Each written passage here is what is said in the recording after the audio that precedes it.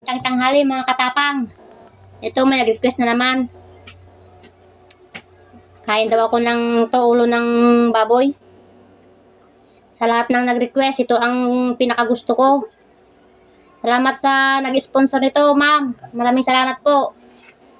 Ngayon na ako makakain ng ganito. Kaya masaya ako kasi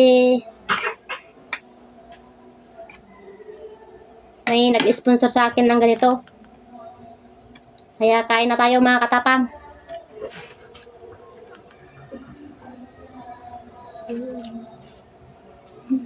Sarap. Meron din tayong ano dito, oh.